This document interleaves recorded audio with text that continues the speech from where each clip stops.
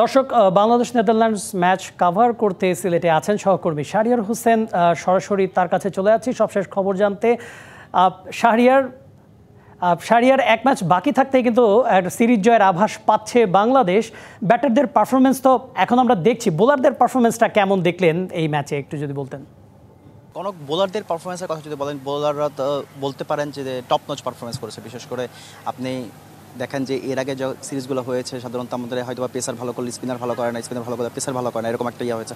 কিন্তু এই সিরিজে কিন্তু আমরা দেখেছি যে পেসার স্পিনার দুটোই ভালো হয়েছে। কিন্তু সবচেয়ে বড় যে বিষয় নিয়ে প্রশ্নটা উঠছে সেটা হচ্ছে, আপনি এই সিরিজটাকে দেখছেন এশিয়া কাপের ম্যাচ প্র্যাকটিস হিসাবে, এবং এশিয়া কাপের যখন ম্যাচ প্র্যাকটিস হিসাবে দেখছেন সেই ক্ষেত্রে কিন্তু আপনি এই প্র্যাকটিসটাকে গুরুত্ব দিচ্ছেন না, আপনি গুরুত্ব দিচ্ছেন নেদারল্যান্ডসের বিপক্ষে জয়কে।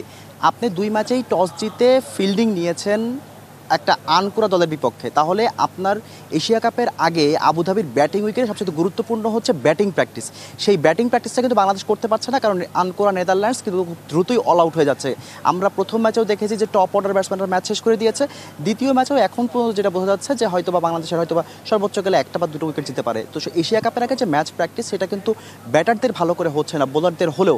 এবং আমরা জানি যে আবুধাবির কন্ডিশনে কিন্তু উইকেট অনেকটা সিলেটের মতোই, মানে এখানে যেরকম উইকেট যেরকম আচরণ করে আবুধাবির উইকেটও অনেকটা এরকম। কিন্তু এখন সেই উইকেটে ব্যাটারদের সেই প্র্যাকটিসটা কতটুকু হচ্ছে? হ্যাঁ, আমরা দেখেছি যে ব্যাটাররা প্রতিনিয়ত নেটে অনুশীলন করছে, যারা ব্যাটিং পাচ্ছে না তারাও মাঠে এসে দীর্ঘ সময় অনুশীলন করছে। কিন্তু ম্যাচ প্র্যাকটিস সাথে তো আপনি অন্য কোনো কিছু তুলনা করতে পারবেন না। নেট অনুশীলন আর ম্যাচ প্র্যাকটিসের মধ্যে অনেক বড় একটা তফাৎ আছে। তো এশিয়া কাপের আগে বাংলাদেশের যদি কোনো ঘাটতির জায়গা থাকে তাহলে আমি বলবো যে এই যে ব্যাটারদের প্র্যাকটিসটা, এইটা ঠিকঠাকভাবে হয়নি সেটাই বলা যাচ্ছে। এখন লাস্টের ম্যাচে যেটা শেষ ম্যাচ, সেটা বাংলাদেশের উচিত হবে হোয়াইট ওয়াশকে প্রাধান্য না দিয়ে যে টস জিতে ব্যাটিং নেওয়া।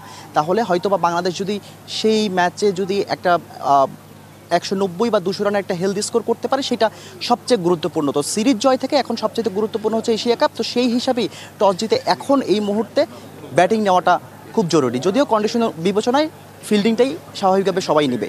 অবশ্যই, মানে আপনি বলছিলেন যে ম্যাচের কথা, তবে আরেকটা ব্যাপার যে আমরা যদি বিসিবির মিটিংয়ের কথা বলতাম, সম্ভবত শাহরিয়ার আমাদের কথা শুনতে পাচ্ছেন না। শাহরিয়ার, আপনাকে ধন্যবাদ। আমরা পরবর্তীতে আবার আপনার সাথে যোগাযোগের চেষ্টা করব।